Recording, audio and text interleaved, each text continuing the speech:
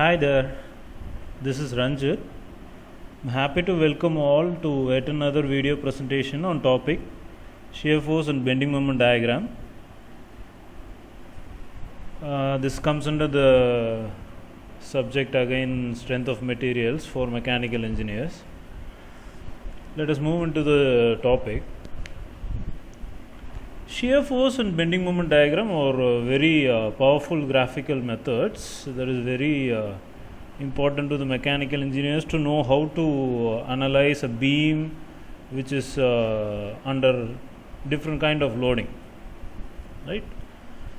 Then what is the shear force and bending moment as per the topic? What is the shear force and bending moment diagram?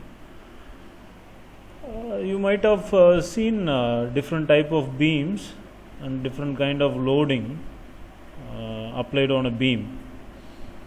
So these beams, when applied with a load, they are going to get sheared when it is going beyond the elastic limit. At that time, there are some internal forces that is created within the beam to oppose the shear, right? Oppose the breakage. So what are these internal forces that is created in a beam? For example, if you see in this diagram, let me pick a laser pointer. If you see in this diagram, a load is applied F on a beam which is simply supported. If you have a cut section at this point, cross section, and you view it by the cross section, imagine that this beam is an I section. It is having an I section, I cross section. So there are two internal forces available in the beam. One is going to be the vertical force, vertical shear force. Another one is the horizontal normal forces. These vertical shear force was created internally, and these horizontal shear force is also created internally based on the type of load. If I can show you even more clearer diagram, see, if you take this applied load on the beam, let us see that it is a I section beam, it is creating an internal force. See, these internal forces are acting vertically, right? One type of force. Another one is the internal normal forces. When the load is applied on top of this beam, top layer is always going to get compressed and the bottom layer is always going to get elongated, that is, it is going to be in a state of tensile, right? Top layer is compressive and bottom layer is tensile, such that the normal forces also differ in the direction, right? For the half of this I section, the forces are acting internally, right?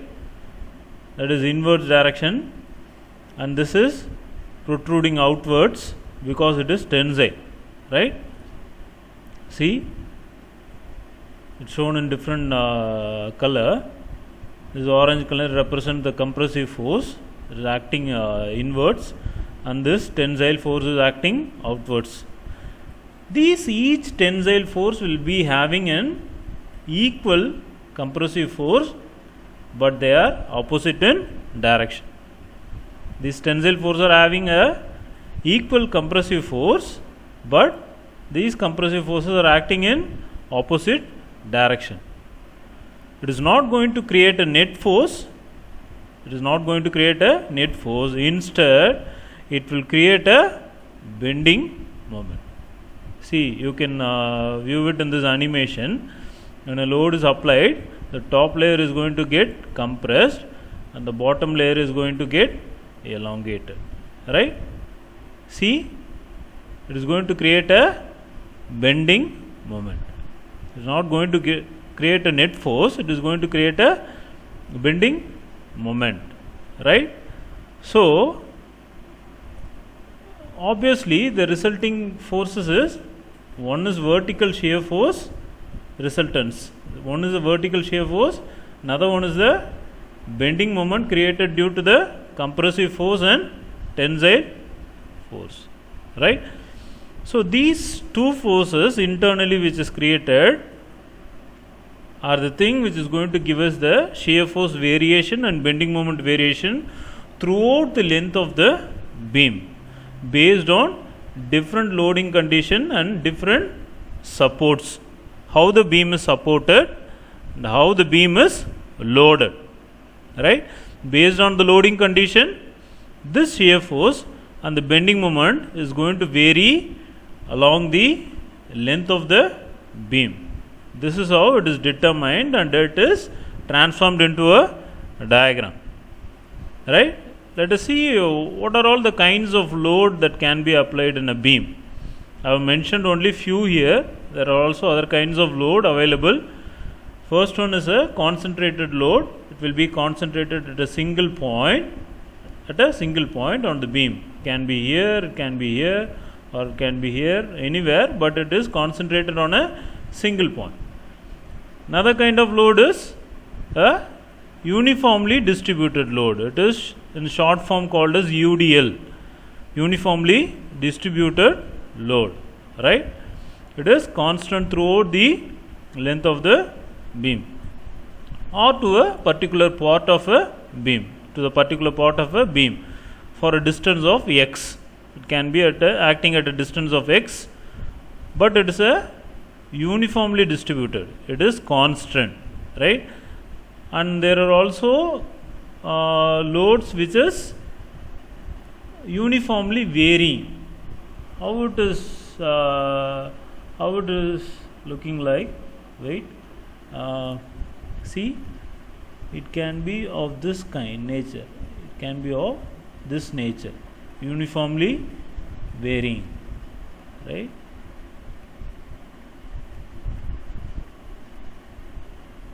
There are also loads which is of uniformly varying kind.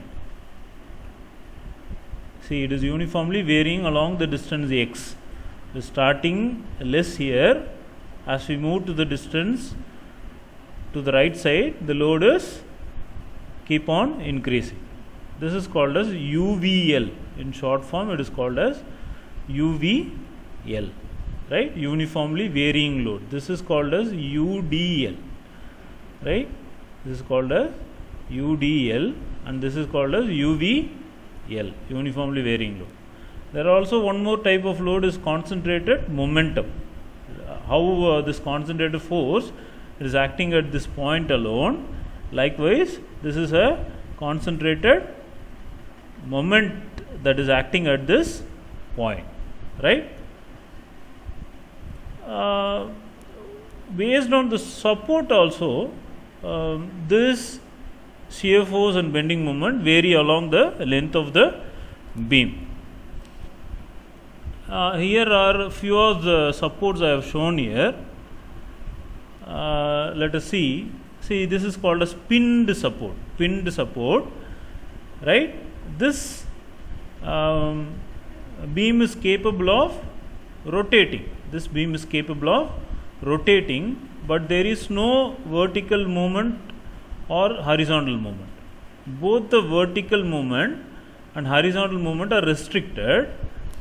Only the rotational movement is allowed. With respect to this pinned area, this support can rotate in this way. It can rotate in this way. How about this roller support?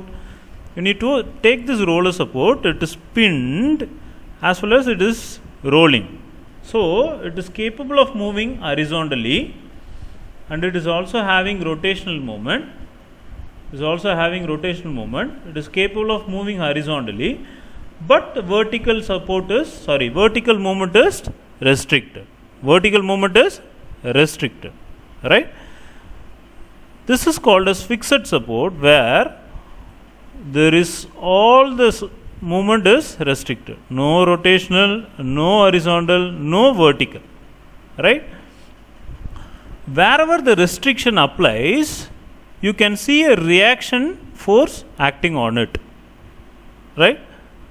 See, in this case, vertical movement is restricted, horizontal movement is restricted, so we have a reaction force for the restriction. Here only the vertical movement is restricted, so we have a vertical reaction for the restriction. Here all the three movements are restricted, so we have a vertical reaction, horizontal reaction, and a moment also. So this is how a free body diagram is drawn, removing the support from the beam. Whenever you are going to solve a problem, you have to remove the support and replace it with a reaction force, and you have to know how the reaction forces are created. The restriction creates a reaction force. In this case, the vertical and horizontal is restricted, vertical is restricted, here all the three movement is restricted, right? Okay. So this is your free body diagram, removing the supports. They have removed the support and they are showing the free body diagram with the restricted forces, that is reaction forces, right? Okay. What is the procedure to find out the shear force and bending moment on the beam? It is very simple. Step 1, draw a free body diagram for the beam. Let us assume that this is the beam. It is simply supported. One end is hinged or pin, another one is roller support, right? Other end is roller support. We have 2 point loads. Now, what is the main thing? We have to remove the support and we have to create the reaction forces. Here, both the vertical and horizontal movement is restricted, right? So we will be having 2 reaction force, one vertical and horizontal reaction force. Here horizontal is allowed, rotation is allowed, only the vertical is restricted. So we will be having only one reaction support here. See, removing the supports, we get the horizontal reaction, vertical reaction at this point, and a vertical reaction at this point. So free body diagram. After drawing the free body diagram, what is the step 2? Step 2 is to determine the reaction force. We are supposed to determine these unknown forces. These green forces, that is green forces which is given, is nothing but your load. These are all known forces. Known load. The magnitude of the load is given. These reaction forces we are supposed to find out.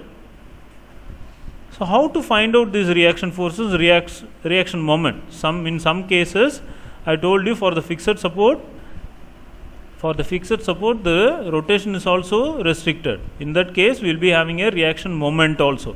We are supposed to find out the reaction moment also. So that's why they are given reaction forces and reaction moment as well. But in this case, we need not worry about the reaction moment. We are going to decide only the reaction forces, right? So in order to find out the reaction forces, we are applying the condition of equilibrium. For that, we are going to take 3 equilibrium equations. That is, all the vertical forces, summation of all the vertical forces should cancel out each other. In this case, the downward direction force is taken as positive, the upward force is taken as negative, such that summing up these 2 upward force and these 2 downward force should be equal.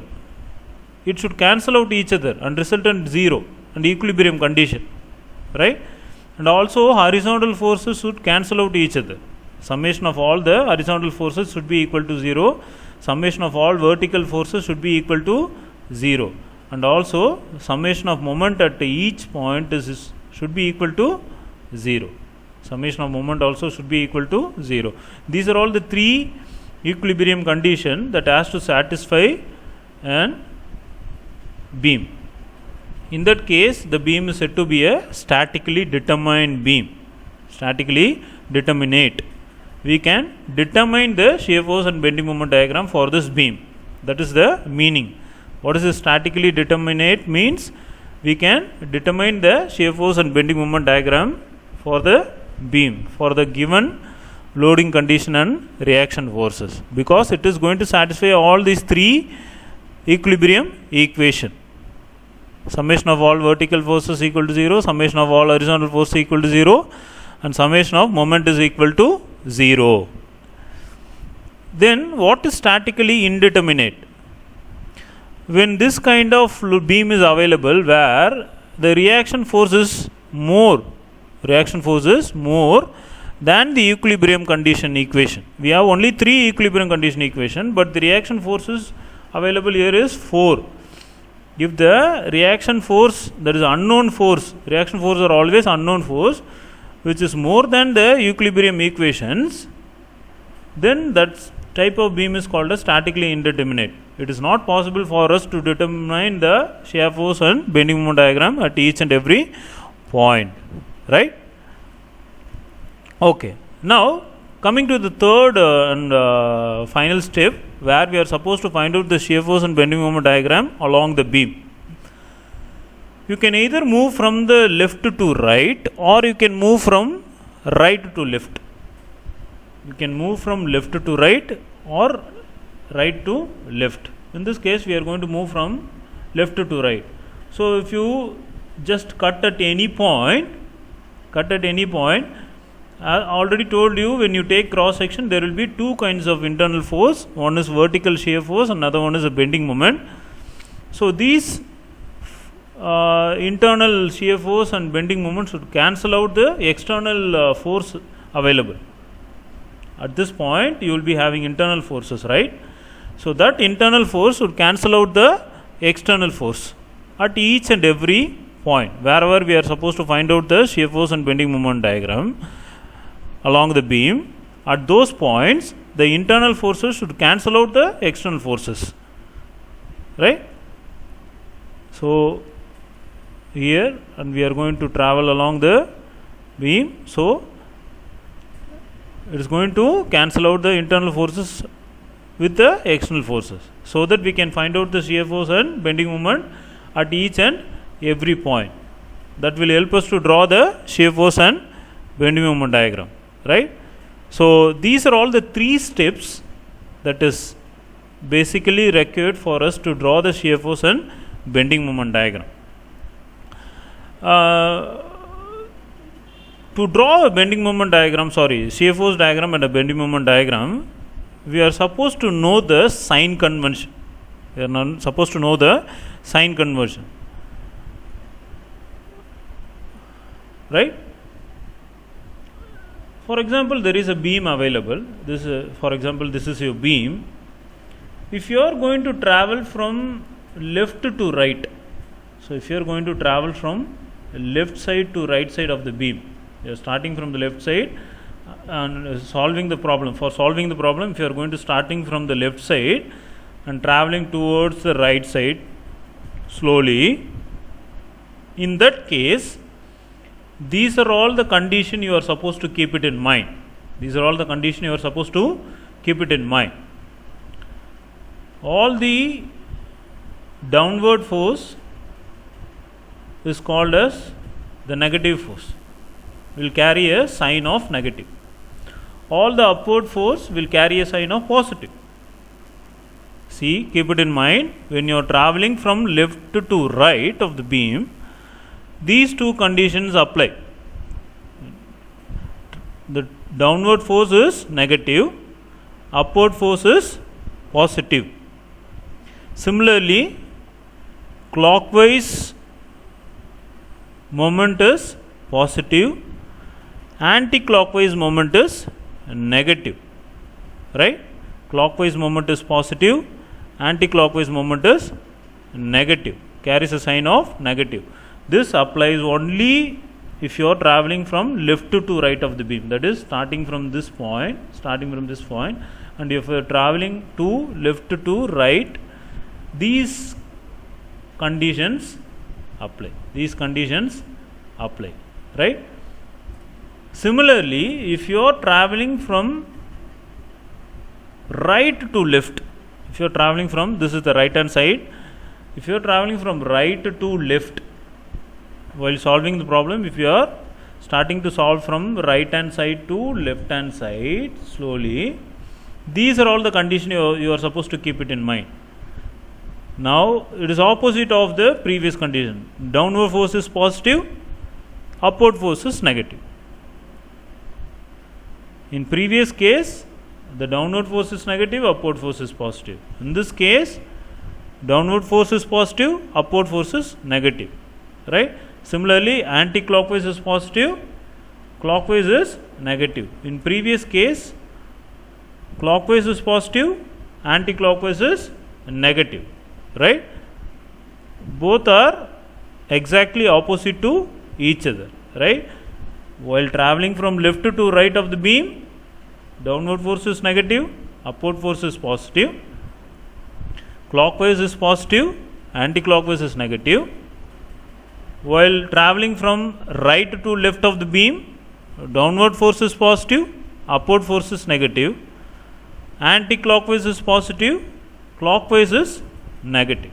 So these are all the sign convention you are supposed to know or keep it in mind while you are solving a problem. This is most important. Without knowing this or applying this, you cannot solve a problem in shear force and bending moment, right? So this is a brief introduction for shear force and bending moment diagram. In the next video, we will see how to solve a problem in the topic shear force and bending moment diagram.